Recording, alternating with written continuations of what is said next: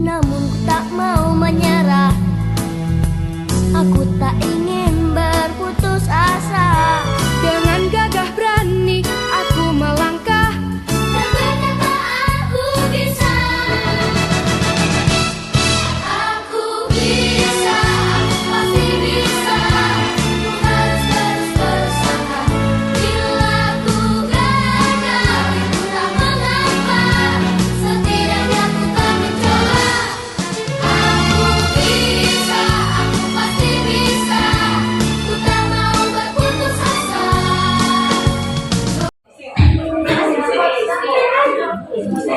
Baik Bapak Ibu, sebelum acara rapat kita mulai, kita akan melakukan acara pembukaan untuk diseminasi budaya positif yang diselenggarakan oleh CGP Bapak Firman dan Ibu Darmita. Acara kita mulai ya Bapak Ibu. Assalamualaikum warahmatullahi wabarakatuh. Selamat siang dan salam sejahtera untuk kita semua. Puji syukur kehadirat Allah Subhanahu wa Ta'ala yang telah melimpahkan rahmat hidayahnya kepada kita sehingga kita dapat berkumpul di Aula SMK Negeri 1 Sosa dalam rangka acara seminar diseminasi budaya positif oleh CGP Angkatan 9 Kabupaten Padang Lawas, Bapak Firman Abraham Girsang SPD dan Ibu Darmita Hasna Daulay SPD. Yang terhormat Bapak Kepala SMK Negeri 1 Sosa, yang kami hormati Bapak Ibu Wakil Kepala SMK Negeri 1 Sosa, Bapak Ibu Kajur, dan Bapak Ibu Dewan Guru, dan yang teristimewa Ibu Darmita Hasna Daulay dan Pak Firman Abraham Girsang selaku pemateri kita pada siang hari ini. Baik Bapak Ibu, mari kita awali kegiatan kita ini dengan menyanyikan lagu Indonesia Raya. Bapak Ibu hadirin dimohon berdiri.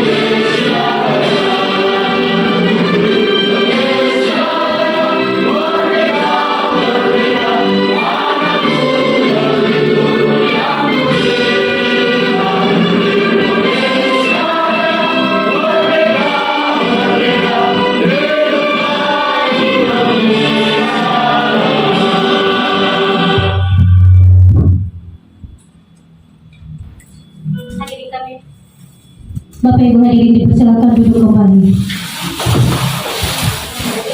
Selanjutnya agar acara kita berjalan dengan hikmat dan dirahmati oleh Allah, mari kita berdoa bersama yang akan dipimpin oleh Bapak Sapril SAG. Kepada Pak Sapril disilakan.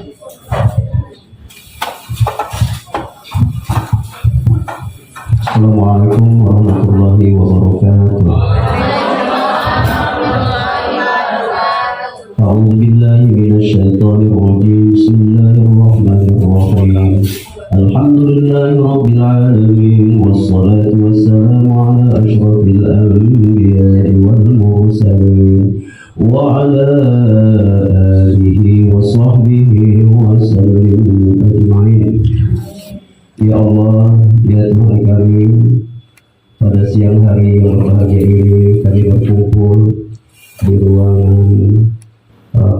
SMK Negeri 1 Sosa ini dalam acara diseminasi budaya positif yang akan kita kembangkan di lingkungan sekolah kita. Ya Allah, ya Tuhan kami, jadikanlah kami guru-guru yang mendedikasikan dirinya untuk niat yang positif, berpikir yang positif, bertindak yang positif, dan mewujudkan sesuatu tindakan yang positif yang insya Allah akan mendapatkan hasil-hasil yang positif di dunia dan di akhirat nanti. Ya Allah, ya Tuhan kami, bantulah kami, tolonglah kami dalam mewujudkan segala niat dan upaya kami demi menciptakan generasi masa depan bangsa yang kuat, yang dapat membangun Indonesia menjadi lebih baik lagi.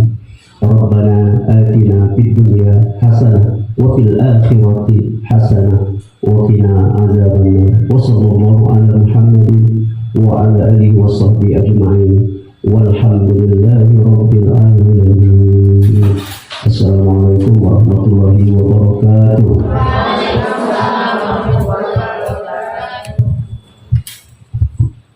Terima kasih kami ucapkan kepada Bapak Haji Safril SAG. Acara selanjutnya sambutan oleh Bapak Kepala SMK Negeri 1 Sosa, Bapak Dr. Andus Haji Marmi MMPD. Kepada Bapak disilakan.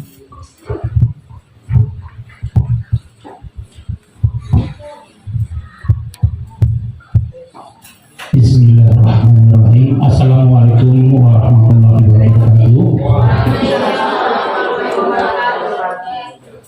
Yang saya hormati Bapak Ibu BKS, Bapak Ibu K3, seterusnya Bapak Ibu wali kelas, teristimewa kepada Bapak Firman dan Ibu Darnita selaku CGP Angkatan ke-9 Kabupaten Padang-Lawas, di mana hari ini melaksanakan seminar desiminasi budaya positif.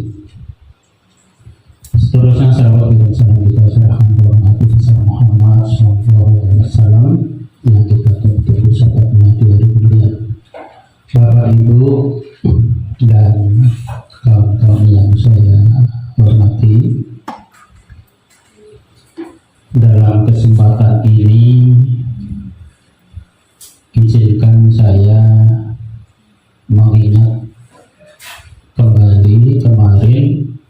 Sebenarnya ada perintah juga dari Pak Kacap ya, maupun dari Ibu Pengawas, bahwasanya biar sekolah kita ini nanti lebih banyak CGP.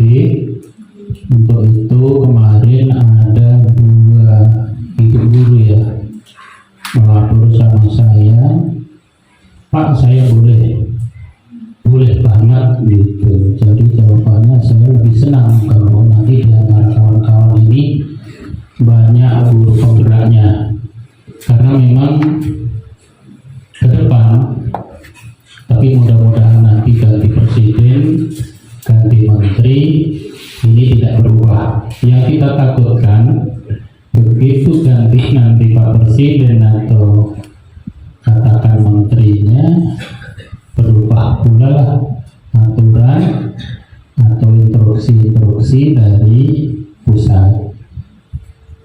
Tapi kita ambil positifnya aja.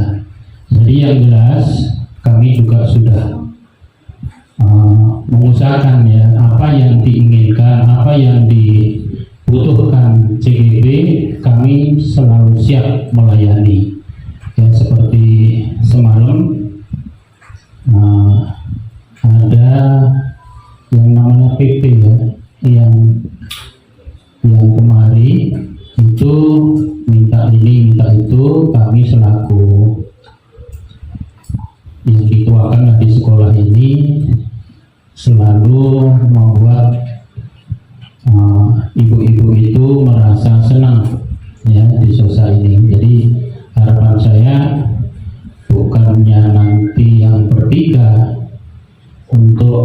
untuk acara hari ini memang Bu Dar sama Pak Firman, kalau Bu Susi kemarin sudah melaksanakan Zoom untuk acara yang seperti ini. Jadi harapan saya ke depan mohon kiranya Bapak Ibu nggak usah takut-takut, karena memang terus terang aja kita nggak usah merahasiakan ya. Siapapun ke depan yang rasanya memang nanti cemerlang, itulah yang akan diambil, itulah yang akan digunakan untuk memimpin sekolah-sekolah yang memang ke depan sangat-sangat kompleks ya. Jadi kalau Bapak Ibu selaku pengajar cuma diam saja, artinya tidak ada pergerakan untuk lebih maju, saya rasa Bapak Ibu nanti akan merasa rugi sendiri ya. Sekali lagi saya berharap jangan cuma dua, semalam kalau nggak salah Ibu Mas ini ya, Ibu ya, satu Ibu Junairo, iya, jadi jangan cuma dua. Nah, kemudian yang saya pernah juga dengar gagal, coba dicoba lagi Bu ya, kayak Bu Rosmala pernah kan mencoba. Jadi kalau gagal sekali jangan terus kapok, maunya lanjutlah di apalagi mana tahu memang waktu itu belum beruntung. Nah, ke depan ini mudah-mudahan nanti lebih banyak lagi kita CGP-nya di SOSA ini, mudah-mudahan ya nanti hasil dari siswa itu pun akan beda. Saya rasa ini yang bisa saya sampaikan. Sekali lagi selamat untuk Pak Firman, Bu Dar. Ini sudah hampir di ambang pintu ya untuk berhasilnya ya. Jadi saya kira kalau saya memberikan nilai sudah di angka 90 koma ya, 9 atau 8 ya. Jadi sudah harapan lulus itu memang sudah di depan mata, karena kemarin pun sama pengawas maupun yang PP ya, jadi sudah disampaikan juga sama saya. Jadi saya rasa ini yang bisa saya sampaikan, kurang lebihnya saya mohon maaf dan saya akhiri. Wassalamualaikum warahmatullahi wabarakatuh.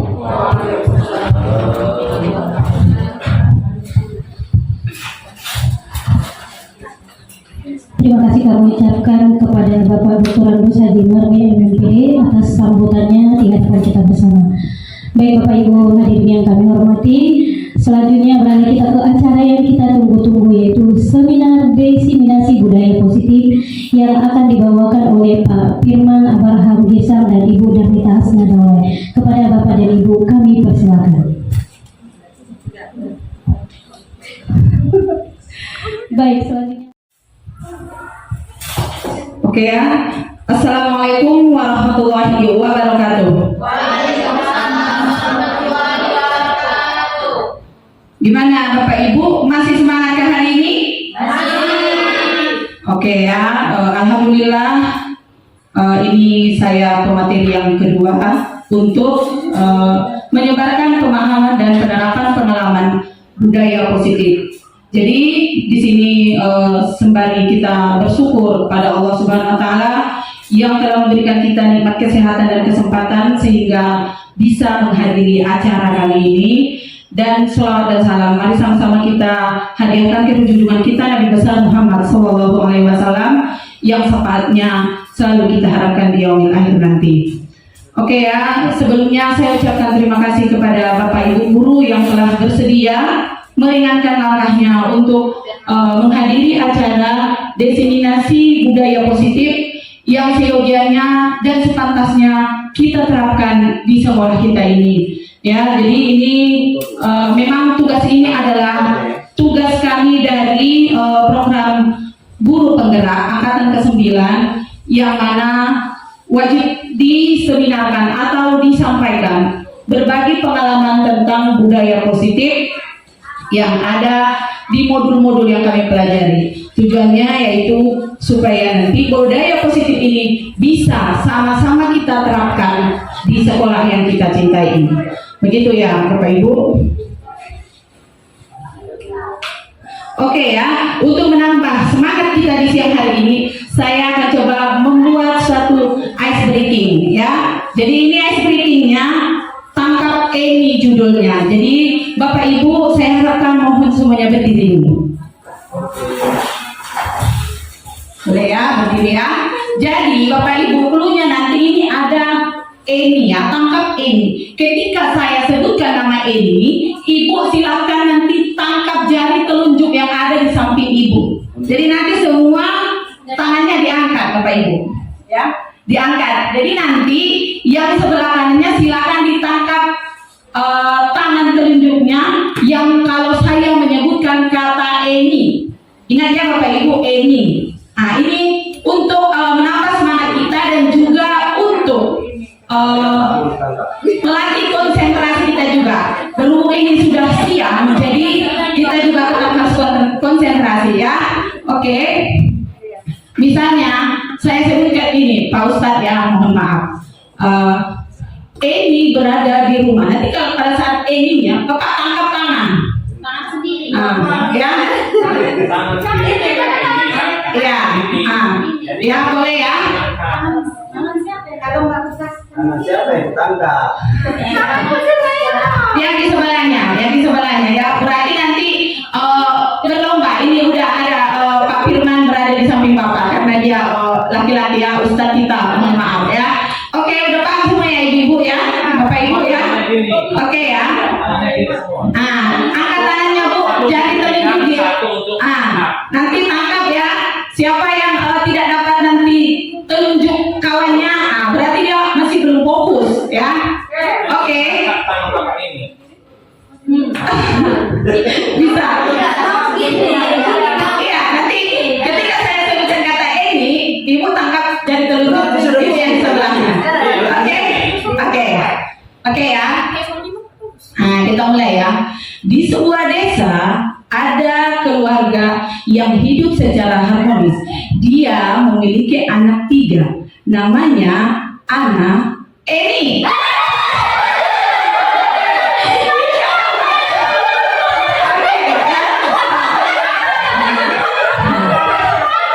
Oke ya. Dan anak yang ketiga namanya Ina. Pada suatu hari Bapak memanggil Ana. Kemudian dia berteriak dan memanggil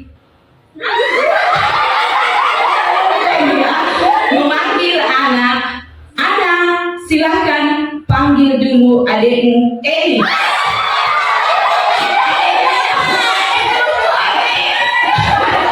Oke, lanjut ya. Oke.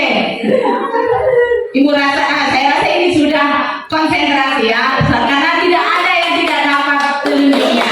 Terima kasih Bapak Ibu, silakan duduk kembali.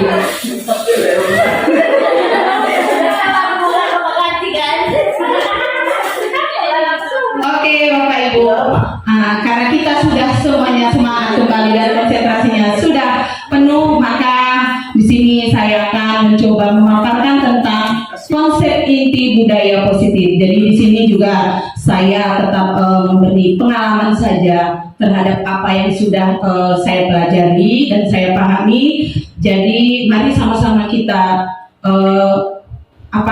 kita ikuti dulu dan mudah-mudahan nanti bisa sama-sama kita terapkan di sekolah kita ya. Jadi adapun konsep inti dari budaya positif ini kita lihat dari 8 poin. Yang pertama itu perubahan paradigma belajar.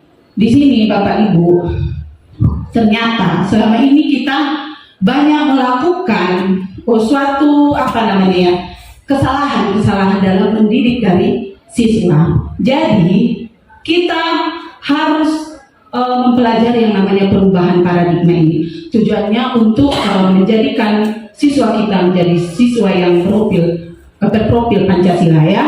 Kemudian disiplin positif, nilai-nilai kebajikan, kebutuhan dasar manusia, motivasi perilaku manusia, posisi kontrol guru, keyakinan kelas, dan segitiga restitusi.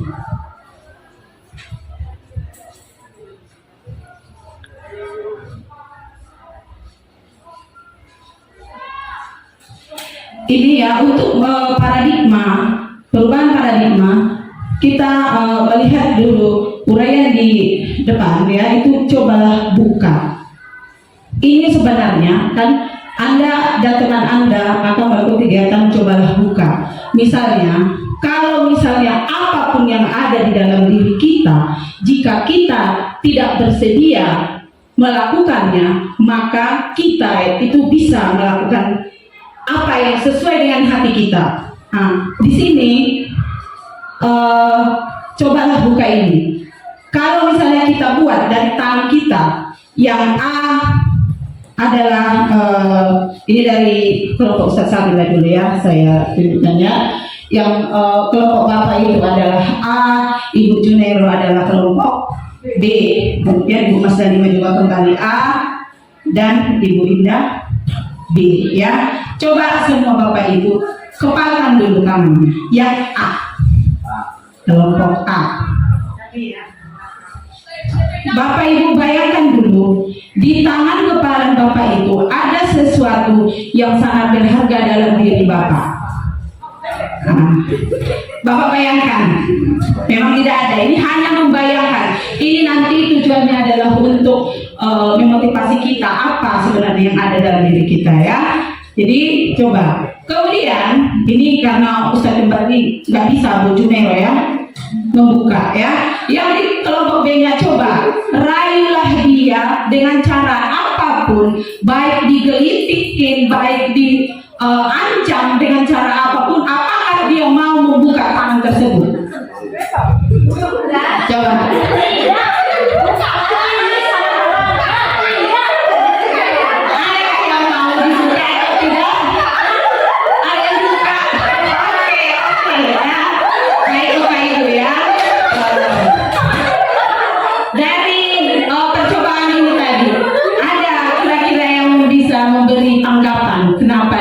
Dan kenapa ditutup?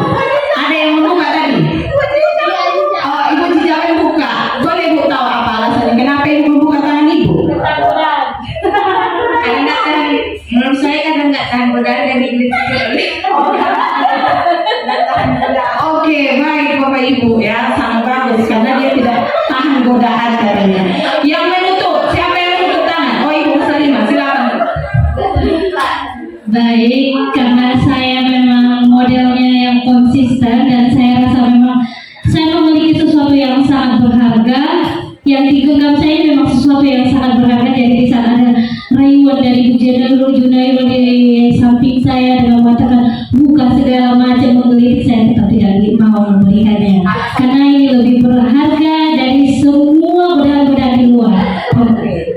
Terima kasih Ibu ya. Jadi bisa kita ambil kesimpulan, kita mau membuka atau tetap menutup tangan kita itu tadi, itu datangnya dari diri kita sendiri. Ada berbagai alasan, kayak seperti Ibu Jija tadi, kenapa dibuka? Karena dia tidak tahan dengan godaan dari ibu yang di sampingnya, misalnya kan.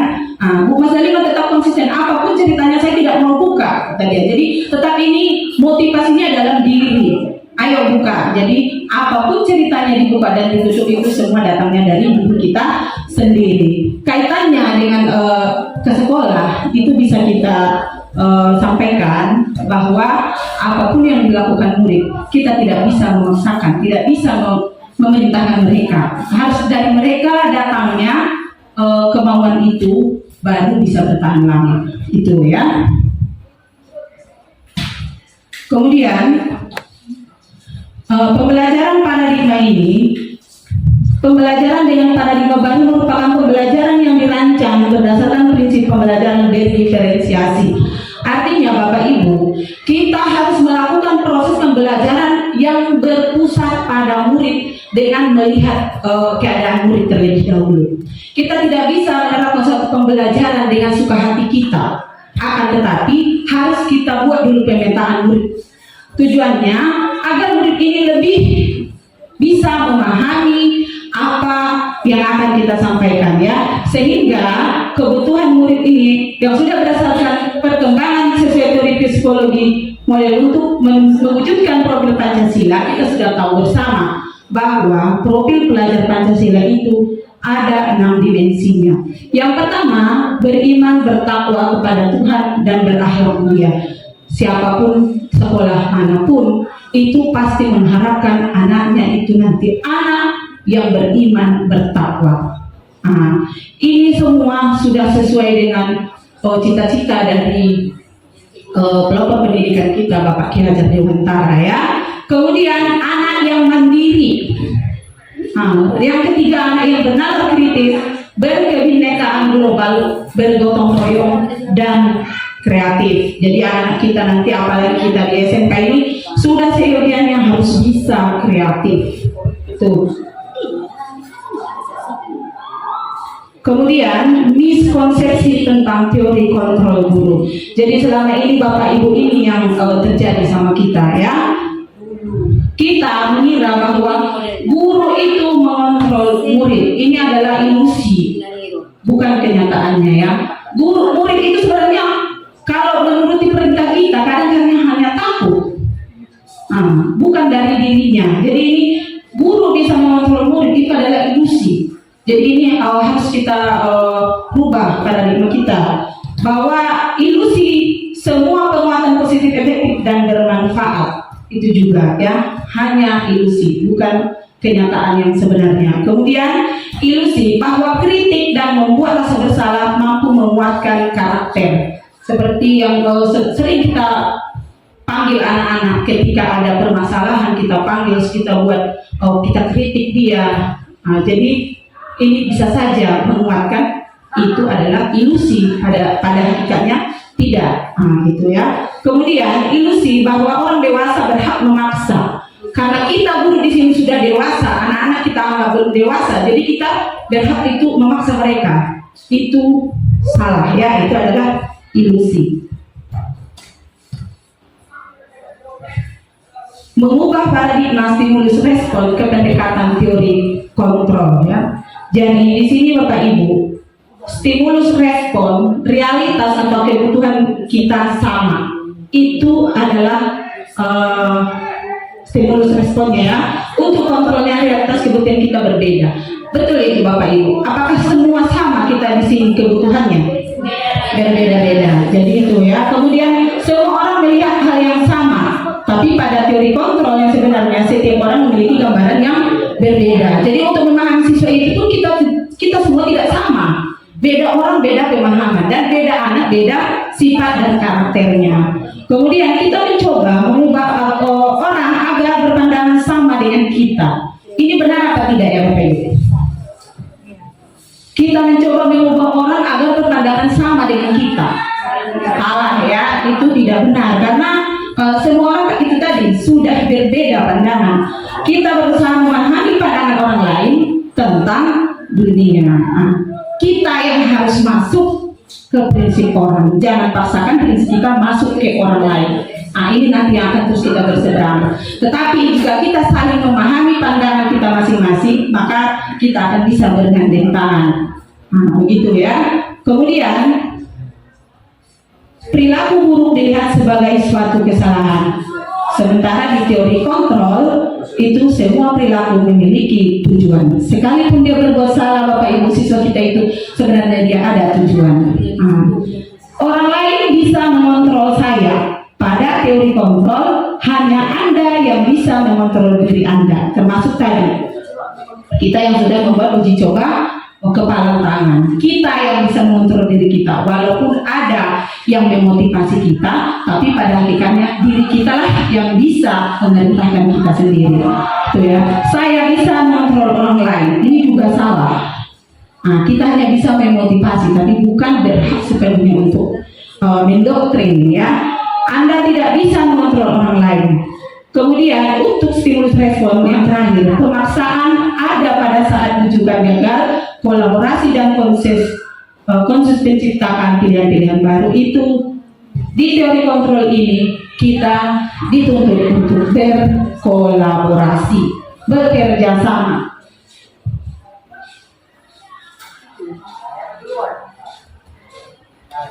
Untuk poin yang berikutnya kita tentang disiplin positif ya. Disiplin ini tidak lain lagi sama kita semua. Kita sudah biasa mendengar kata disiplin, sudah biasa menerapkannya. Namun disiplin ini kalau yang saya perhatikan di sekolah kita sering dikaitkan dengan pelanggaran, ya kan? Apa tujuan dibuat satu peraturan untuk dilanggar? Jadi ini paradigma yang seperti ini harus kita ubah kembali.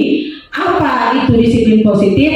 Kita perhatikan, disiplin berasal dari kata disiplina yang artinya belajar. Berarti Bapak Ibu kalau dia belajar, segala sesuatu yang dipelajarinya itu sudah menuntut dia dikatakan sebuah pembelajaran dalam disiplin.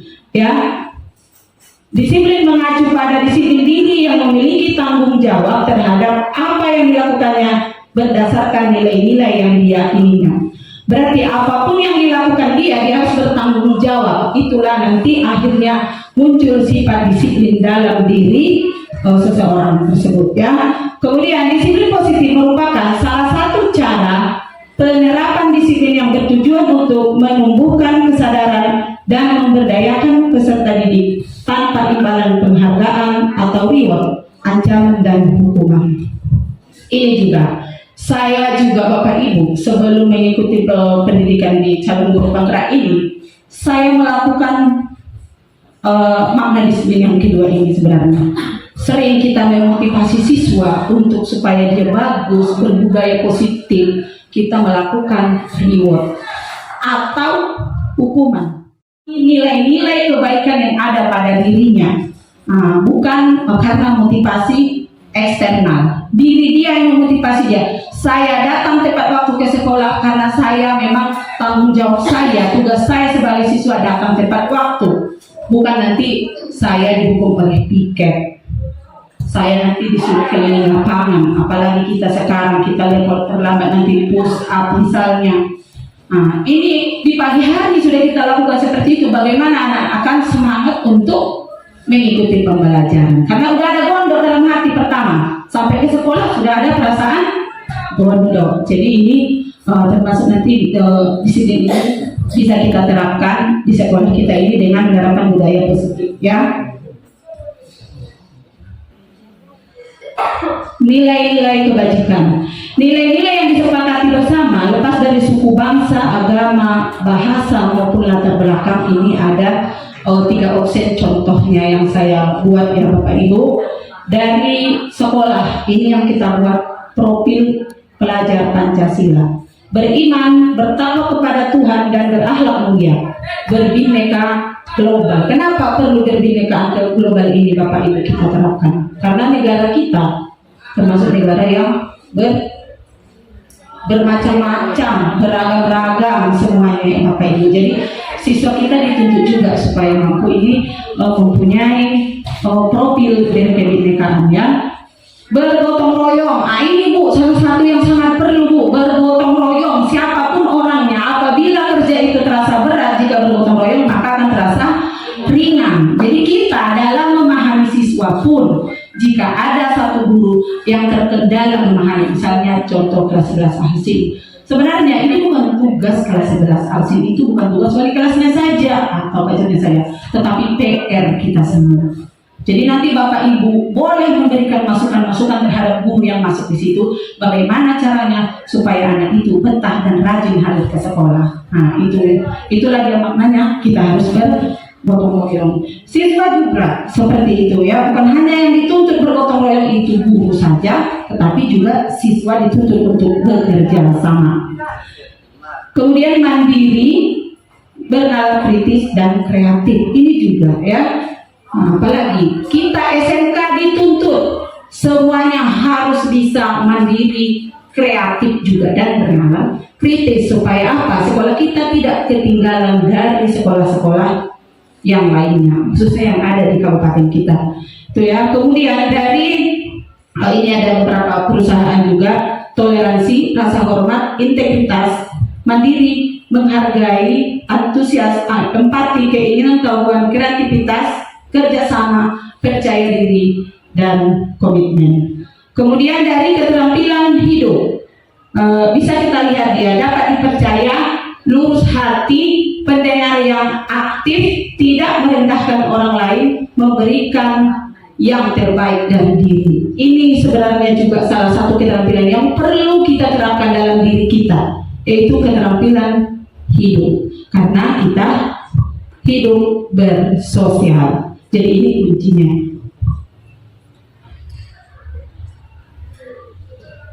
Oke, Bapak Ibu, kebutuhan dasar manusia lanjutannya ya. Sebelum saya lanjutkan, saya pengen tahu dulu, ada nggak Bapak Ibu yang bisa menyampaikan apa sih kebutuhan dasar yang perlu untuk hidup kita? Ini kebutuhan dasar. Siapa Bapak Ibu yang bisa? Apa saja kebutuhan yang kita butuhkan untuk hidup? Kebutuhan yang paling mendasar itu menurut saya yaitu sandang, pangan, dan papan. Yang paling mendasar di alam hidup kita. Oke, yang lain ada Bapak Ibu? Baik, ini menurut yang saya pelajari berdasarkan teori Maslow ada 5 kebutuhan dasar. Cuman yang paling dibutuhkan itu yang pertama kebutuhan sandang, pangan, papan. Yang kedua kebutuhan rasa sayang dan kebutuhan dihargai. Jadi kebutuhan dasar itu terhadap diri kita itu yang sandang, pangan, dan papan tetap ya. Itu sudah benar sekali ya Bapak Ibu. Tanpa itu kita tidak akan bisa melangsungkan kehidupan kita. Memang kita butuh yang pertama itu adalah kebutuhan papan, sandang, pangan, dan papan ya. Jadi di sini saya coba mengulas sedikit. Kebutuhan dasar manusia itu adalah segala sesuatu yang kita lakukan untuk mendapatkan apa yang kita inginkan. Seluruh tindakan yang kita lakukan memiliki tujuan tertentu dan semua usaha terbaik yang kita lakukan adalah dalam rangka agar kebutuhan dasar kita terpenuhi dengan baik. Ya, jadi Bapak Ibu, apapun yang kita lakukan memang dia untuk memenuhi kehidupan kita, ya.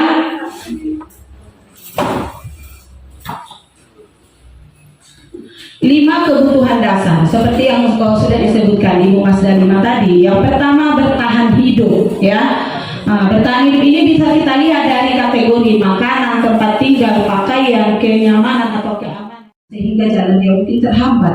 Ada kadang yang tiba-tiba jatuh di jalan naik kereta, keretanya rusak, bawa ke bengkel baru masuk. Atau banyak segala macam hal yang bisa menghalangi mereka sampai pada tepat waktunya di sekolah.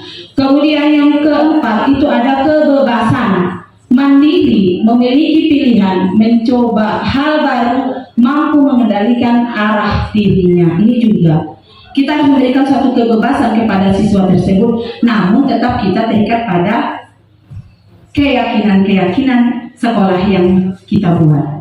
Begitu ya. Yang terakhir dia ada kesenangan. Kesenangan ini bisa kita lihat dari bermain, humor, antusiasme, dan tertawa. Jadi ketika ada hal-hal yang lucu kita tahu bersama, ini merupakan suatu kebutuhan ya Bapak Ibu. Jadi kalau misalnya ada membuat suatu ini kita larang, misalnya tidak boleh tertawa, ini kan sudah kebutuhan dasar, jadi sudah menyalahi. Jadi tidak boleh kita lakukan seperti itu. Kita kasih kesenangan kepada anak itu, misalnya melakukan pembelajaran dengan cara bermain. Oke, yang berikutnya kita masuk ke motivasi perilaku manusia. Motivasi perilaku manusia ini dibagi menjadi dua. Yang pertama motivasi ekstrinsik, yang kedua motivasi intrinsik. Kalau dia motivasi ekstrinsik, kita lihat dia melakukan sesuatu hal itu yang pertama karena untuk menghindari ketidaknyamanan atau hukuman. Anak-anak memasukkan baju kalau misalnya guru tertentu.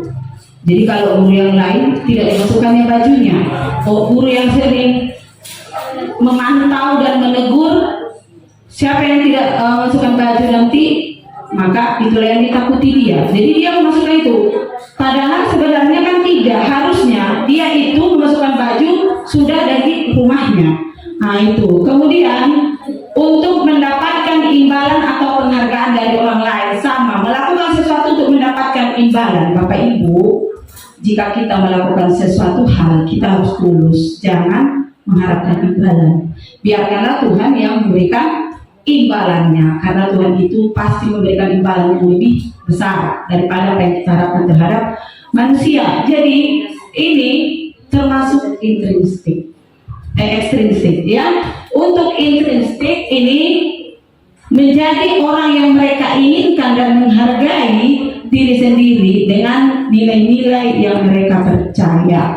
Jadi mana lebih bagus Bapak Ibu? Motivasi intrinsik apa ekstrinsik? Iya, motivasi intrinsik. Kenapa Bapak Ibu? Coba Bu Junero, kenapa motivasi intrinsik yang lebih bagus? Menurut saya Bu, motivasi intrinsik itu lebih bagus kita laksanakan karena memang itu tidak ada imbalan, tidak ada harapan-harapan yang akan kita terima. Memang itu tumbuh dari diri saya sendiri. Memang itu kemauan saya, bukan saya karena mengharapkan ada sesuatu dari Ibu, kira-kira begitu. Terima kasih. Ada tanggapan lain Bapak Ibu? Yang kenapa intrinsik yang lebih bagus? Sama ya. Jadi kalau dia ekstrinsik itu bisa saja nanti bersifat sementara. Tetapi kalau motivasi intrinsik itu akan bertahan lama karena ini akan membudidaya di dalam dirinya. Nah, itu dia. Jadi sesama warga sekolah kita harus menerapkan dan memang memberlakukan motivasi intrinsik ini yang perlu kita tanamkan dalam diri kita untuk memajukan sekolah kita. Apapun yang kita lakukan tetap berpacu kepada motivasi diri. Oke ya, ini kelanjutan dari yang motivasi tadi ya. Jadi ini kita lihat ada 3 poin di sini Bapak Ibu: hukuman, konsekuensi, dan restitusi. Jadi kalau selama ini yang kita lakukan, tiba-tiba kita panggil anak karena dia misalnya tidak mengerjakan tugas. Nah, Bu Junero sering ini saya perhatikan ngasih tugas misalnya, kamu kenapa tidak mengerjakan tugas? Coba, belum siap Bu, kenapa nggak siap? Udah berdiri, berdiri langsung spontan. Ini dikatakan hukuman, ya. Kejadian yang kita berikan kepada siswa tanpa ada kesepakatan terlebih dahulu itu namanya hukuman. Segala bentuk tindakan yang seperti itu ini harus kita hindari. Nah, itu ya. Kemudian konsekuensi terencana disepakati sesuai peraturan murid tetap dibuat tidak nyaman. Sikap guru selalu memonitor murid. Walaupun kita buat, namun tetap ada konsekuensi pada siswa. Siswa tetap merasa tidak nyaman. Nah, ini ya Bapak Ibu, apalagi para ibu-ibu BK ini. Ternyata punishment yang kita buat selama ini salah. Dan juga reward. Kalau sudah mau kenaikan kelas, ayo apa kita kasih rewardnya. Ternyata bisa merusak mental bagi siswa yang belum pernah dapat juga. Bukan memotivasi. Sebagian siswa mungkin menganggap itu motivasi, tapi tidak bertahan lama. Jadi selama sekolah dia mungkin oke diberlakukan dia, tapi setelah tamat dari SMK nanti dibuang dia rasa ini tadi ya. Jadi kita harus hindari yang namanya itu.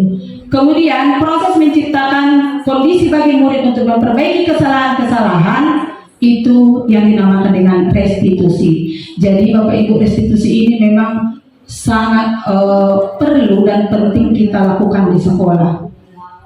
Dan menurut pengalaman saya yang sudah pernah mencoba dengan metode restitusi ini untuk menyelesaikan suatu masalah, efeknya sangat bagus Bapak Ibu. Jadi Bapak Ibu boleh contoh ya. Kita kan kalau misalnya untuk yang baik tidak ada salahnya kita contoh.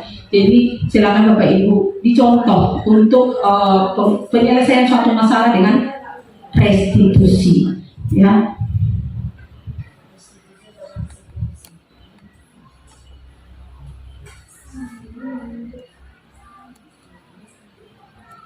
Oke, Bapak Ibu, sekarang kita masuk ke 5 posisi kontrol guru. Di sini sudah saya paparkan ada 5 posisi kontrol guru. Yang pertama penghukum, yang kedua pembuat merasa bersalah, yang ketiga pemantau, yang keempat teman, yang kelima manajer. Coba Ibu Sri Fitriana, selama ini yang Ibu lakukan, Ibu udah berada di posisi mana sekarang? Semua sudah dilalui Bu. Kadang-kadang nomor 1 penghukum, kemudian nomor 2 juga pernah ya, tapi belajar dari situ. Sekarang saya masih berada di posisi sebagai teman. Ini yang sekarang.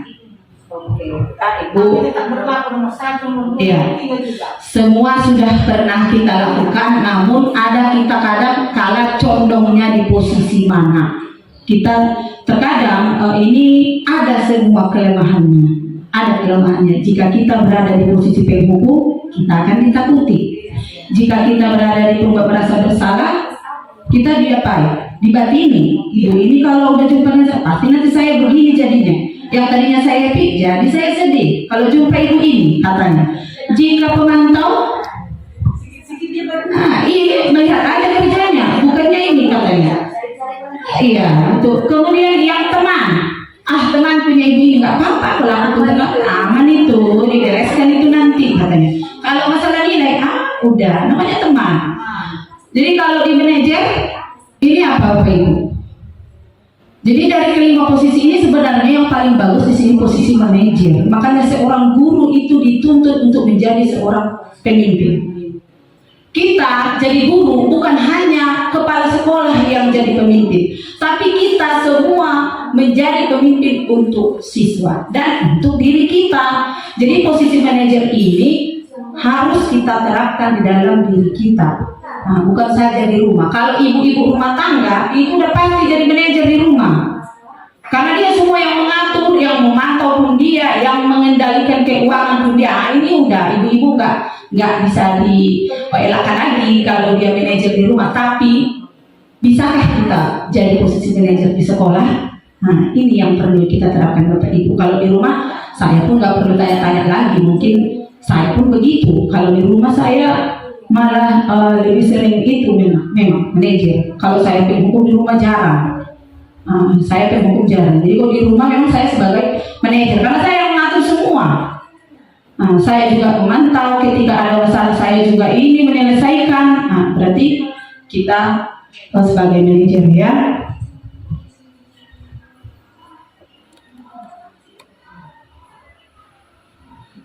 Contoh penerapan 5 posisi kontrol guru. Yang pertama ini ya, sebagai penghukum kita lihat dulu, hormat pada bendera selama 1 jam katanya. Ini nanti misalnya ada yang terlambat upacara bendera, terlambat upacara ya, siswa tidak memakai atribut lengkap pada saat upacara bendera. Setelah selesai upacara kita panggil, udah kamu di sini silakan hormat bendera ini selama 1 jam.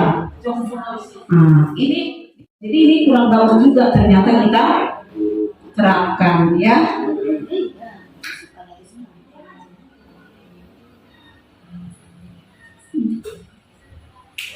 Kemudian ini kasus posisi kontrol guru yang ketiga sebagai teman. Ini bisa kita lihat dari kata-kata, ayo dong ikuti aturan sekolah, tolong bantu ibu ya. Sekali ini aja. Ini juga sering kita sampaikan juga. Ya sudah, tidak apa-apa. Lain kali jangan berbuat begitu ya. Ini sering kalau ada kita menemukan suatu masalah dengan siswa, sering kita ajak dia. Kita buat posisi kita sebagai teman. Kemudian yang keempat, pemantau. Berapa kali Bapak atau Ibu harus memberitahu kamu selalu saja mengecewakan Bapak. Ini juga sering kita buat dia. Memantau ya, misalnya ada yang tidak tadi memakai seragam lengkap. Kamu tahu kan peraturan sekolah kita itu hari Senin memakai baju apa? Kenapa kamu tidak memakai itu? Diam dia pergi. Ini sering. Saya dulu kalau pikir hari Senin sering itu. Yang alasannya kadang tidak masuk akal. Belum dicuci, sementara baju sisnya dipakai cuma Senin. Ini Bapak Ibu yang perlu kita paham ya. Kemudian yang kelima, posisi kontrol yang kelima yaitu sebagai manajer. Jadi di sini kita berperan sebagai manajer. Untuk lebih memahami posisi kontrol guru, jadi kita coba saksikan video ini ya Bapak Ibu.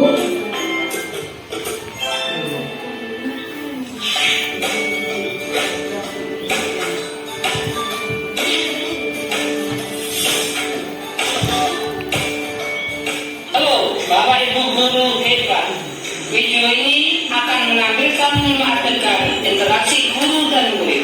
Silakan menonton dan merefleksikannya.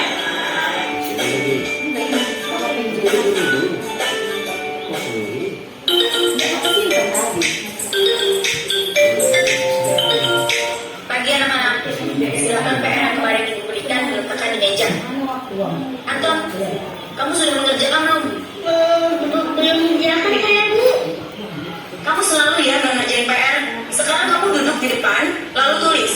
Saya berjanji tidak akan mengulangi lagi. Saya berjanji akan berusaha menjadi murid yang rajin belajar sampai pelajaran saya selesai.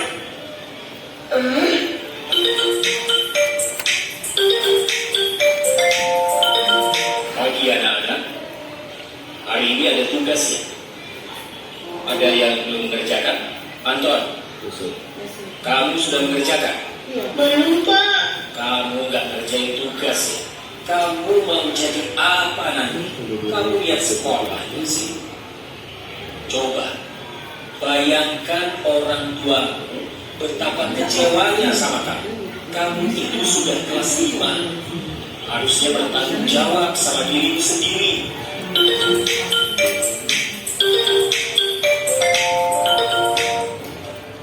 Maaf, Bu.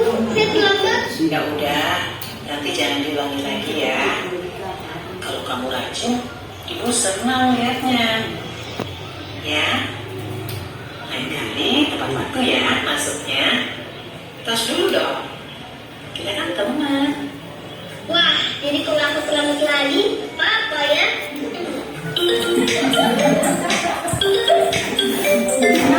Bu, saya mau ngumpulin tugas. Maaf ya, Bu. Saya terlambat ngumpulin tugas. Kenapa kamu terlambat mengumpulkan tugas? Iya, Bu. Saya kalau sore dengan ibu jaga warung. Gak sempat ngumpulin tugas. Kira-kira nih, apa yang bisa kamu perbaiki supaya kamu bisa mengerjakan tugas tepat waktu? Coba, kapan biasanya kamu membantu ibu jualan? Jam 6 sampai jam 8 malam, Bu. Bagaimana kalau kamu membuat jadwal? Kapan kamu akan mengerjakan tugas? Oh gitu ya, Bu. Coba deh, Bu. Terima kasih, Bu. Oke Bapak Ibu, dari sajian video tersebut, kira-kira siapa yang bisa menanggapi posisi kontrol guru yang ada di video tersebut? Siapa yang bisa menyampaikan dari video yang pertama posisi kontrol guru seperti apa sampai video yang ke-5? Ada kira-kira? Ada yang bisa? Iya, dari video tadi kan ada kan? Tadi posisi kontrol apakah aku katanya.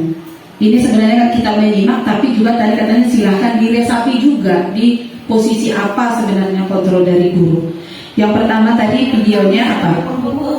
Oke, dia yang pertama adalah sebagai penghukum. Jadi dia karena tidak mengerjakan ini tugas disuruh berdiri, ya kan? Kemudian yang kedua, video yang kedua merasa bersalah. Oke, yang ketiga posisi sebagai teman. Tapi apa efeknya yang kita lihat dari video tersebut?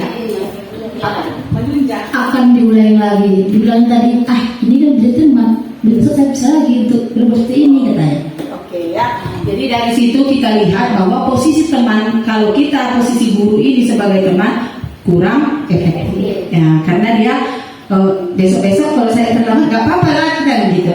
Jadi nanti ini perlu kita hindari. Yang keempat sebagai tadi yang bapak guru olahraga ya, guru olahraga yang melihat anaknya tidak memakai seragam olahraga. Kemudian yang kelima sebagai manajer. Jadi di sini kan bapak ibu dia mengerjakan tugasnya tapi mempunyai terlambat. Kenapa terlambat? Ada solusi yang diberikan ibu tersebut. Jadi sebaiknya posisi seperti inilah Bu yang akan kita laksanakan di sekolah.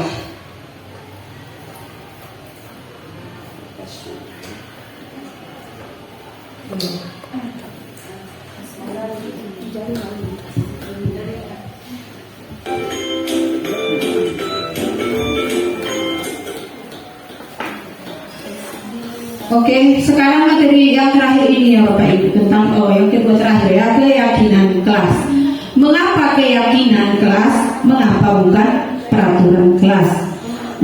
Sebelumnya Bapak Ibu, jika kita memang melakukan satu pembelajaran yang efektif, kita harus membuat yang namanya keyakinan kelas. Kalau peraturan yang kita buat, anak-anak nanti merasa keberatan karena peraturan itu identik dengan pembentukan secara sepihak, paksaan. Dari sekolah sudah ada aturan masuk jam sekian, misalnya kita buat lagi di kelas peraturan-peraturan yang kita buat. Jadi ini setidaknya akan menyiksa atau membuat anak menjadi tertekan. Jadi ini kita buat keyakinan kelas.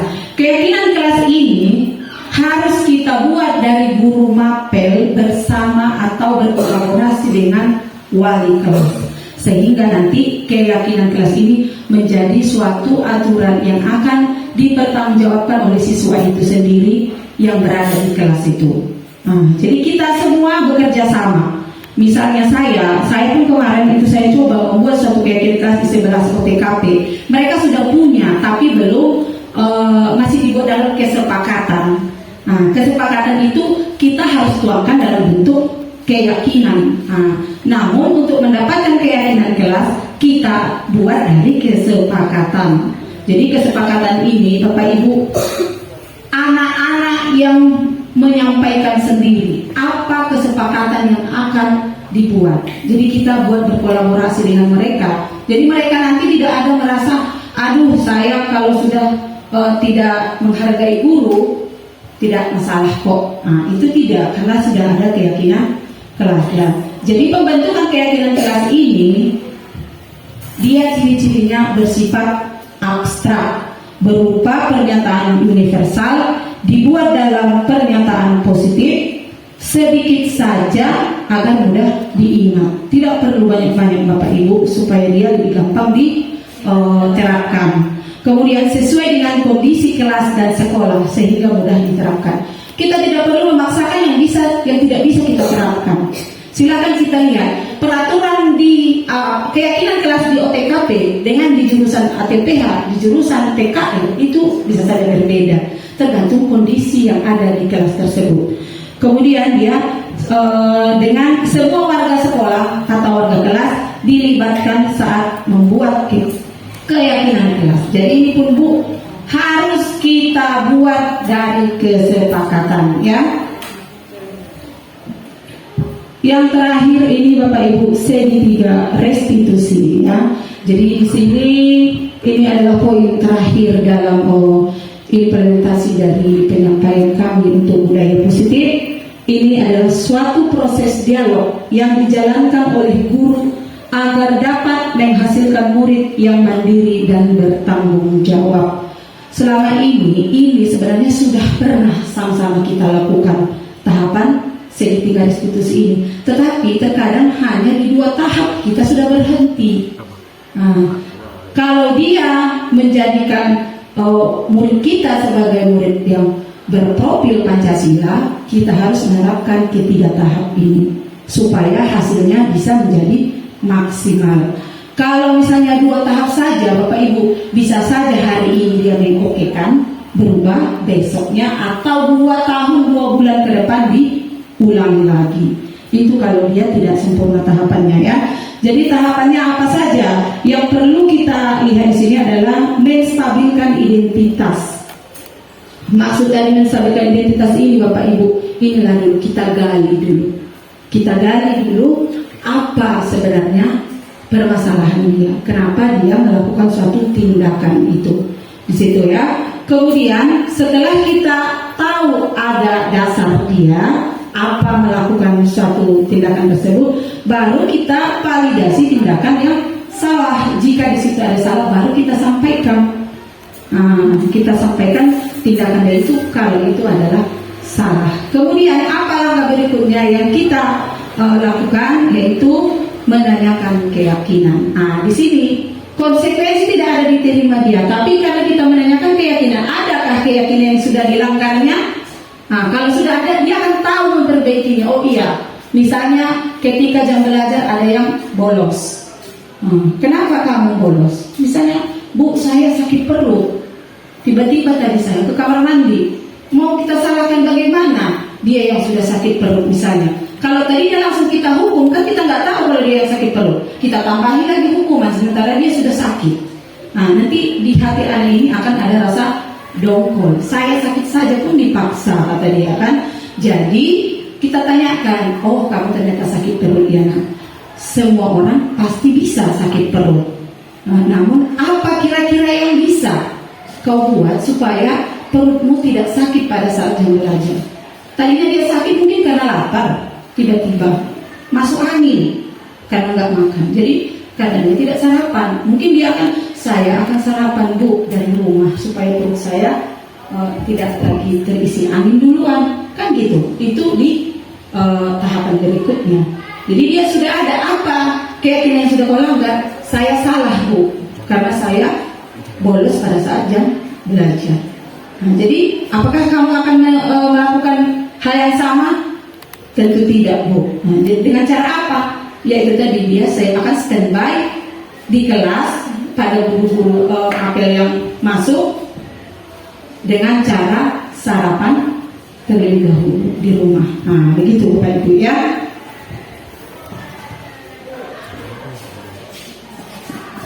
Oke ya, ini tahapan tadi Bu yang saya sampaikan dalam menstabilkan identitas. Jadi berdasarkan prinsip membuat kesalahan adalah bagian dari proses pembelajaran. Jadi kita harus tahu Bu, siapa yang berbuat salah itu adalah proses pembelajaran. Jadi jangan langsung kita kasih statement. Kamu berbuat salah. Nah, tidak, kamu cabut berarti salah.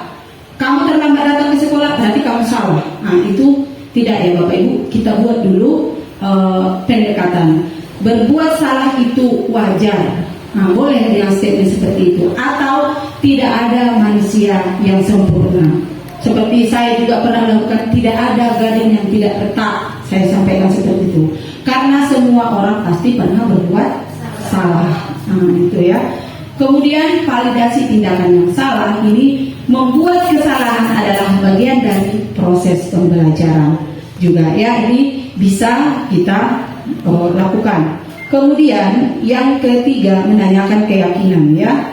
Nah, menanyakan keyakinan ini bisa kita lihat berdasarkan prinsip teori kontrol. Pada dasarnya kita termotivasi secara intrinsik. Jadi nanti ini dengan menerapkan segitiga restitusi Bapak Ibu, kita akan menerapkan langkah-langkah restitusi ini dengan menerapkan budaya positif yang akhirnya akan menjamur dan jadi budaya yang ada di sekolah kita ya. Apa keyakinan kelas kita? Boleh Bapak Ibu tanya seperti itu. Dan nilai-nilai apa yang telah disepakati bersama? Ini bisa statementnya seperti itu ya. Jadi untuk lebih memahami ini, saya perlihatkan ya Bapak Ibu video yang saya buat.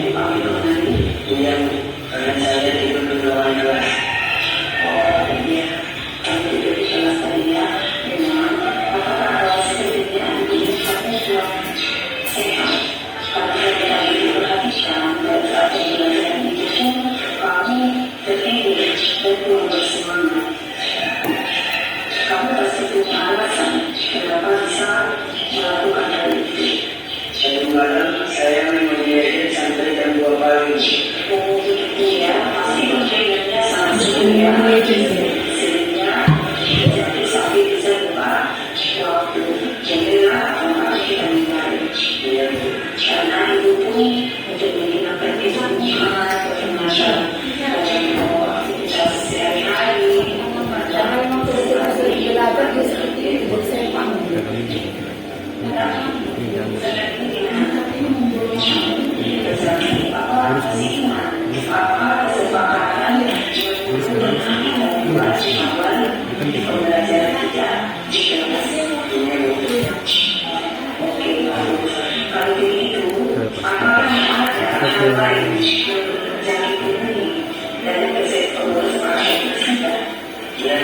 Saya ingat dulu pernah sampaikan saya disiplin dan bertanggung jawab lebih seperti sekolah saya.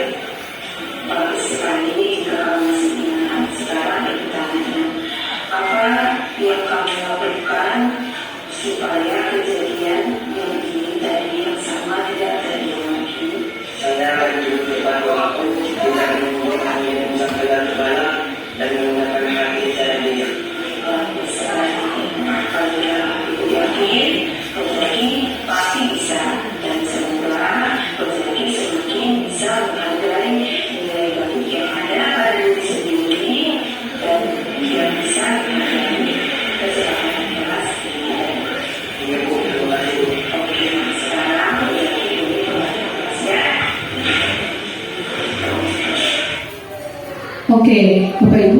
dari kegiatan restitusi yang saya coba lakukan itu memang hal yang alami terjadi, dan saya memang tanya anak tersebut, dia memang suka main game online. Jadi dia ketika saya masih di pagi hari, dia seperti tertidur. Jadi saya coba panggil setelah pembelajaran selesai. Saya tanya dia kenapa melakukan itu, dan dia sudah menyampaikan alasannya. Jadi kalau tadinya saya langsung marahi dia di kelas, dia mungkin akan dendam dengan saya. Besok-besok kalau saya masuk di situ dia nggak mau lagi. Tapi karena saya panggil dengan tidak mempermalukan dia di depan kawan-kawannya, maka ada sedikit tergugah solusi yang ditemukan dia sendiri, bahwa ketika malam hari dia akan lebih cepat tidur dan akan lebih bijak menggunakan HP-nya. Seperti itu.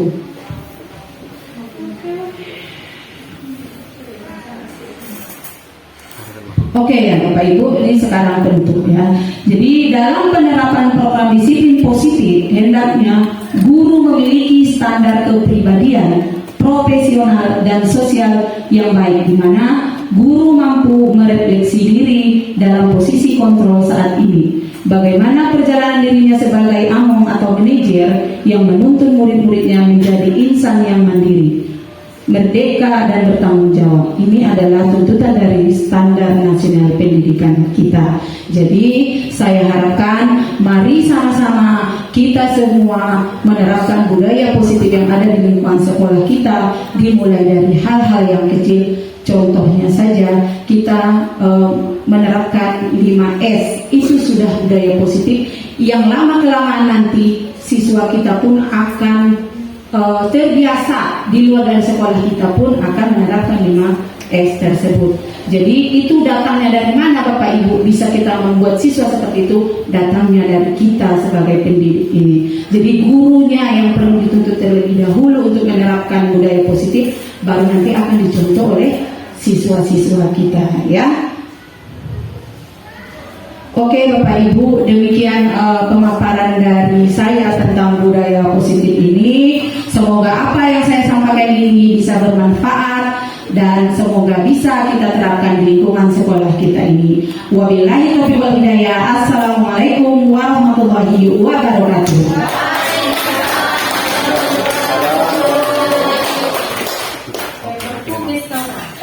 Iya, gara-gara ininya.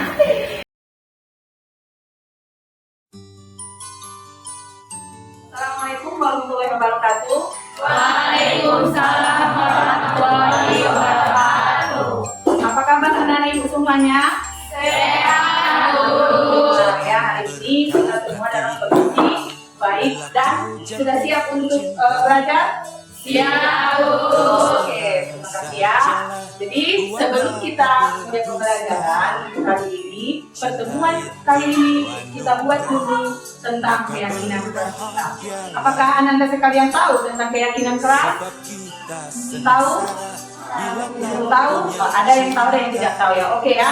Sebelumnya Ibu jelaskan dulu apa itu keyakinan keras ya. Keyakinan keras itu tidak jauh bedanya seperti peraturan. Kalian masuk di sekolah ini kan sudah ada peraturan sekolah. Misalnya apa? Seragamnya harus sama. Nah, itu ada peraturan sekolah. Namun untuk kali ini kita membuat keyakinan di kelas kita. Apa peraturan di kelas kita? Tujuannya apa kita membuat keyakinan ini? Supaya anak-anak sekalian bisa lebih bertanggung jawab, bisa lebih berdisiplin, bisa lebih mengetahui tentang apa sebenarnya yang buat kehidupan kita sebagai warga kita. Rasa di situ sudah bisa dipahami apa itu keyakinan keras. Sudah ya. Nah, jadi nanti setiap individu atau setiap siswa itu memberikan satu catatan tentang keyakinan keras. Supaya apa? Jadi nanti kalau sudah keyakinan keras ini hasil dari kesepakatan kita, maka kamu akan bertanggung jawab untuk memenuhi apa yang sudah kita sepakati. Jadi nanti setelah keyakinan keras yang kamu buat itu dibagikan ke satu-satu, lalu kamu tempelkan di pasal yang disediakan ini ya. Nanti setiap orang silakan ditulis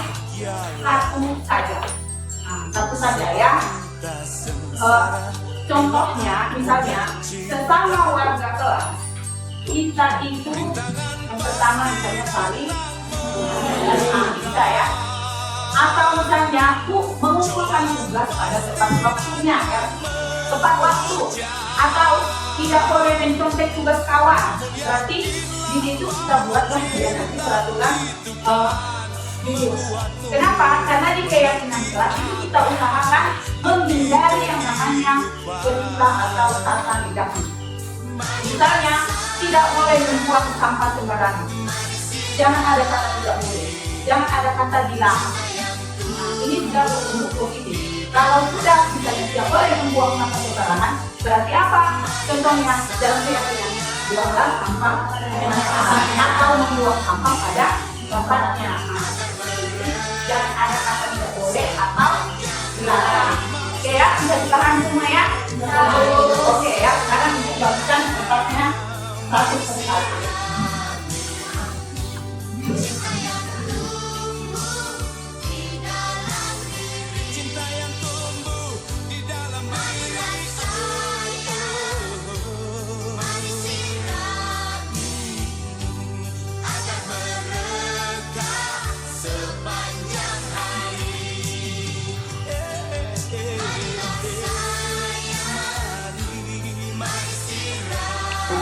Oke ya, sudah selesai semua membuat satu keyakinan kelasnya?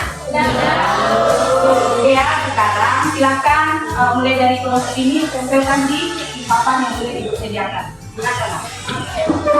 Satu-satu nak, satu-satu ya. Biar nggak ada kesempatan juga. Silakan tidak usah berbaris. Oke.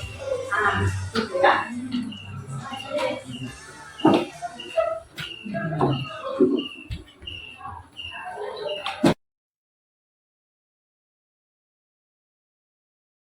Kalian tulis semua, sudah ibu pilih dia yang sama kata-katanya ibu ambil satu saja.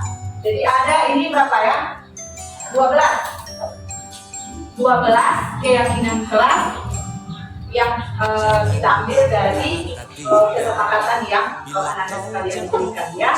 Yang pertama ini ada saling tolong menolong, berarti sesama warga 12 SPLD ini harus saling tolong-tolong. Kemudian saling menghargai dan toleransi.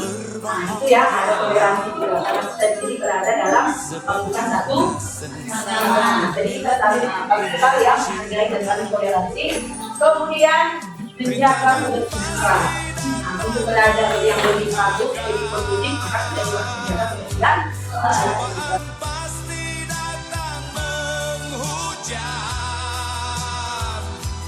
Namun yakinlah bahwa cinta dan yang terakhir di sini ada saling menghargai, ya, saling menghargai. Rasa ini sudah bagus kita jalankan dan mari sama-sama kita laksanakan atau ini keyakinan kelas kita yang sudah kita buat, ya. Kemudian apakah kita dari keyakinan ini kita setuju? Setuju semua? Kalau begitu, kalau kita sudah setuju, maka kita akan buat penandatanganan persetujuan. Jadi nanti di akhir ataupun satu mana tahu nanti ada kendala, jadi kita sudah berpedoman pada keyakinan yang sudah kita buat dan itu sudah kita sepakati secara bersama. Ya, jadi nanti satu-satu ini juga ibu akan maju ke depan, silakan tulis nama dan tanda tangan ya. Tadi mulai dari kelompok yang sudah sekarang dari kelompok kami. Silakan. cinta itu anugerah, maka berbahagialah. Sebab kita sengsara bila tak punya cinta. Rintangan pasti datang menghadang, cobaan pasti datang menghujam.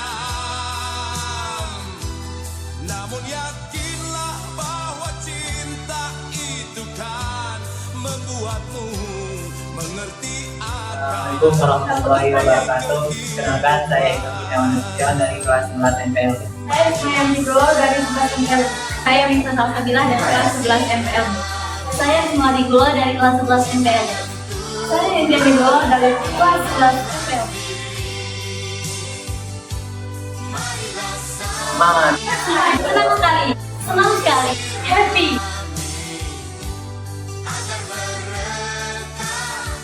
Penting. Ya, penting. Penting sekali. Sangat penting. Penting.